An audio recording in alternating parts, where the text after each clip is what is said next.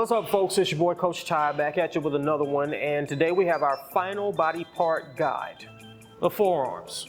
So we're going to go through, as usual, the anatomy, some of the research, my volume recommendation, and the best exercises.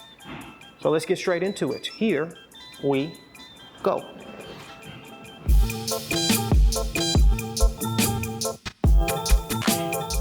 All right, folks, let's dive into the anatomy and the research. Now, there's not a whole ton to discuss here, but we're gonna comb through it really quickly anyway. Now, the forearms do have a total of 19 muscles within your forearm to help with forearm movement and also hand movement.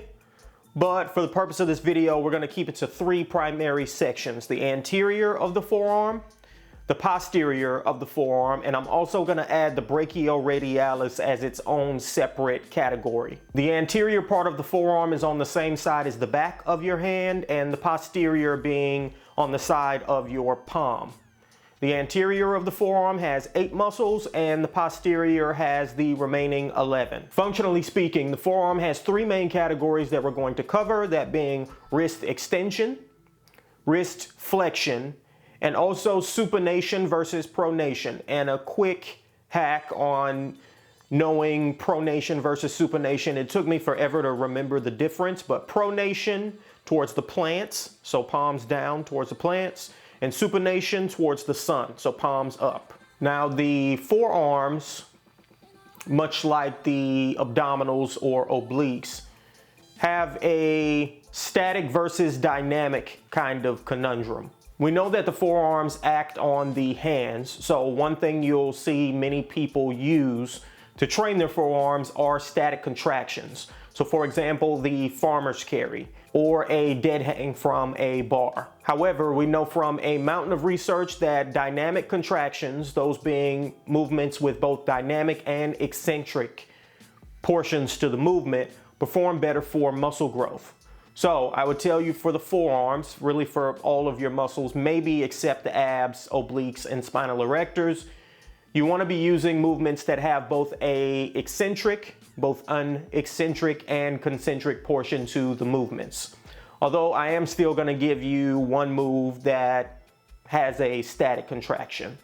And final note, to return to what we were discussing about the brachioradialis. The brachioradialis is actually an elbow flexor, and it is a stronger elbow flexor than the bicep when you have a neutral grip. So when your fist is like so. So in order to train the brachioradialis, we also want to have an elbow flexion move with our palms in a neutral position. So the hammer curl. So for our exercises, we're going to have 4 main categories, that being wrist extension, wrist flexion, supination, pronation, and also a elbow flexion move with a neutral grip. And really quickly on the fiber typing of the muscle, again, we use fiber typing to dictate the amount of volume we're going to use to train the muscle, reps, sets, frequency, all that kind of stuff. I could not find any research directly on the forearms. However, most muscles that are involved in long-term tasks, we'll say, so like for example, the calves are highly slow twitch because when we're walking and we have to walk for long periods of time, they have to be able to deal with the long amount of stress. Or the postural muscles, the posterior deltoid, the mid traps, that have to keep our shoulders back as we also walk for long periods of time. The forearms would follow a similar logic, because they have to be active in much of what we do each and every day. From carrying groceries, to typing, to writing, to all the stuff. So I'm going to guess, make an educated guess here, again, I have no research to back this, that the forearms are more slow twitch dominant, but probably not as slow twitch as, say, the calves. So we can train the forearms with pretty high frequency reps and sets, but also consider the rest of your programming. Again, it's always about the totality of what it is that you're doing.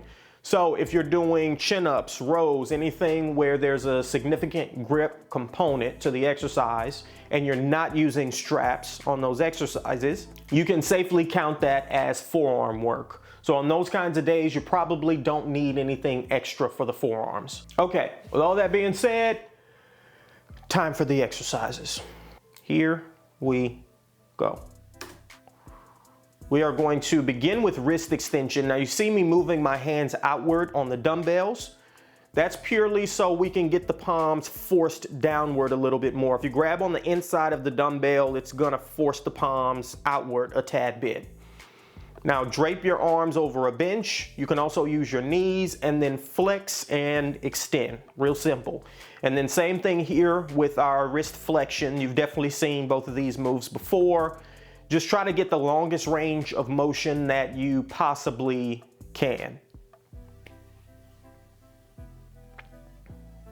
Next up, this is a hammer curl. This is from a separate video. I didn't record a hammer curl specifically for this one. So never mind the cuff on my arm. I'm doing blood flow restriction, but this is our hammer curl variation.